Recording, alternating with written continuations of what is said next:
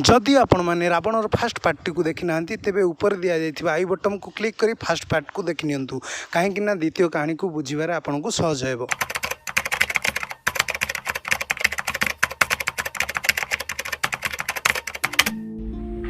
हाँ मु जहाँ चाहूनी ताहा हो गला।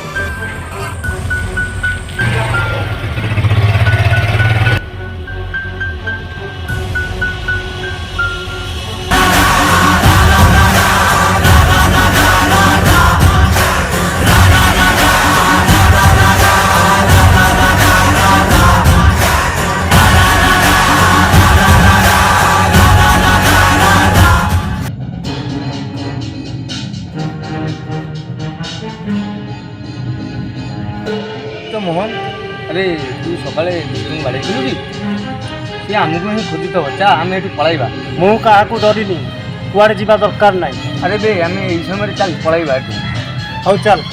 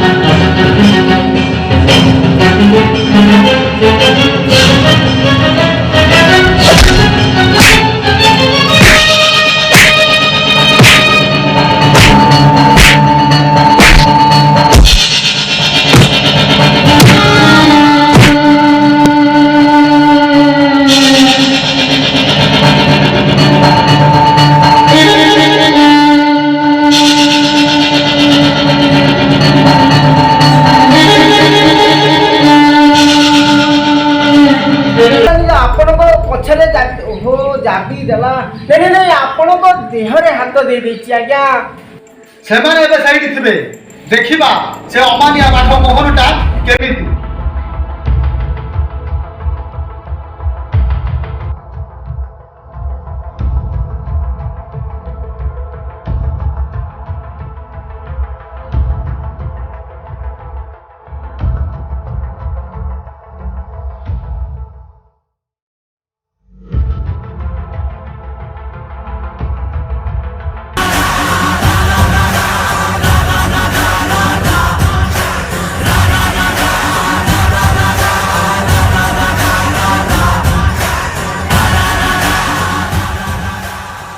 मोहन तो शुणिली तो दरे नुआ करी डेणा लगी डेणा नुहे आज्ञा इटा सत्य सह लड़ीबार विश्वास।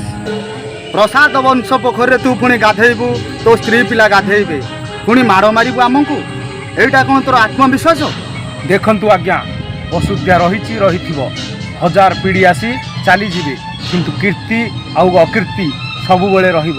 ମୁଁ ମନା କରୁନି ଏଇଟା ଆପଣଙ୍କ ବଂଶର ପୋଖରୀ, କିନ୍ତୁ ଆପଣଙ୍କର ପୂର୍ବପୁରୁଷମାନେ ସର୍ବସାଧାରଣଙ୍କର ମସିହା ରୂପରେ ଏ ଜଳାଶୟକୁ ନିର୍ମାଣ କରିଥିଲେ, କିନ୍ତୁ ଆପଣ ଓ ଗୋଟେ ମିନିଟ୍ ମୋହନ, ସବୁ ତ ଜାଣିଛୁ ପୁଣି କାହିଁକି ଜାବି ହଉଛୁ?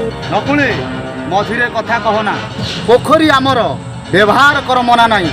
ମାଛ ବଢ଼ିବା ପାଇଁ ଦାନା ଯେମିତି ଦରକାର, ବାଡ଼ ମଜବୁତ ହେବା ପାଇଁ ମଧ୍ୟ ବାଉଁଶ ଦରକାର। ଆମ କାମ ଆମେ କରିବୁ, ତମ କାମ ତମେ କର, ନହେଲେ ଭଦ୍ରଲୋକ ଡାକି ଫାଇନାଲ କରାଯିବ। ଯାଆନ୍ତୁ ଯାଆନ୍ତୁ, କେଉଁ ଭଦ୍ରଲୋକକୁ ଡାକିବେ?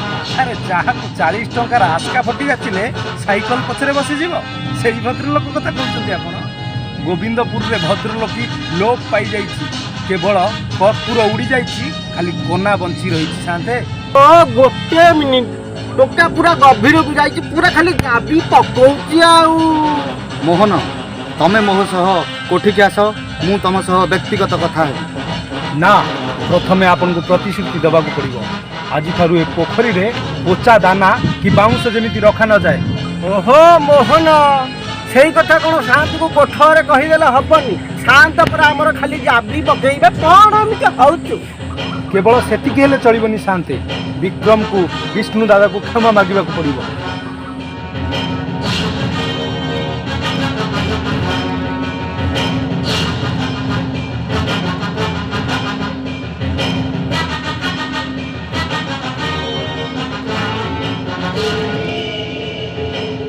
ଶାନ୍ତେ ଗୋଟେ ମିନିଟ୍ ବୋଧେ ଭାବିଲନି, ସେ ଛାର ଲୋକଟା ଆଗରେ ତମେ ପୁରା ଜାବି ହେଇଗଲ।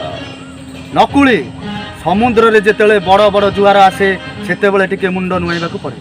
ଚଢ଼େଇର ନୂଆ ଡେଣା ଲାଗିଛି, ସମୟ ଆସିଲେ ମୋ ଭିତର ରାବଣ ରୂପଟା ସେ ଦେଖିବ। ଓହୋ ଶାନ୍ତେ, ଗୋଟେ ମିନିଟ୍ ଆମେ ତ ଖାଲି ଜାବି ଦବା ଆଉ ଏଇଠି ଆଉ।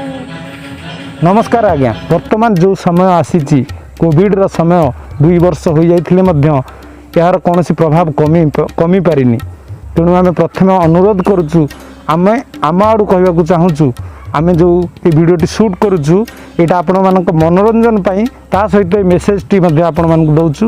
ଆମେ ସୁଟ୍ ଭିତରେ ଯେତିକି ଜଣ ପିଲା ଆମେ ସବୁବେଳେ ସାନିଟାଇଜ୍ କରିଛୁ, ଆବଶ୍ୟକ ସମୟରେ ସାନିଟାଇଜର୍ ବ୍ୟବହାର ସହିତ ମାସ୍କ ମଧ୍ୟ ପିନ୍ଧିଛୁ, କିଛି ସମୟରେ ଆବଶ୍ୟକ ନଥିବା ସମୟରେ ମାସ୍କ ବ୍ୟବହାର କରିନୁ। ତେଣୁ ଆପଣମାନଙ୍କୁ ଆମେ ନିବେଦନ କରୁଛୁ, ସମସ୍ତେ ମାସ୍କ ପିନ୍ଧନ୍ତୁ, ସୁରକ୍ଷିତ ରୁହନ୍ତୁ। ରଜରେ ଆପଣମାନଙ୍କର ଦିନ ଶୁଭ ହେଉ। ଆସନ୍ତା ବର୍ଷ ପୁଣି ଥରେ ଖୁଲମ ଖୋଲା ଏ ଜୀବନକୁ ଆମେ ଏନ୍ଜୟ କରିବା। ଧନ୍ୟବାଦ। ପୁଣି ଆଉ ଥରେ କଥା ହେବା ଆଉ ଏକ ନୂଆ କାହାଣୀ ସହିତ। ଆମ ଚ୍ୟାନେଲକୁ ସବସ୍କ୍ରାଇବ୍ କରିବେ, ସମସ୍ତଙ୍କୁ ସେୟାର କରିବେ। ଭିଡ଼ିଓଟି ଭଲ ଲାଗିଲେ କମେଣ୍ଟସ୍ ନିଶ୍ଚୟ କରିବେ। ଧନ୍ୟବାଦ।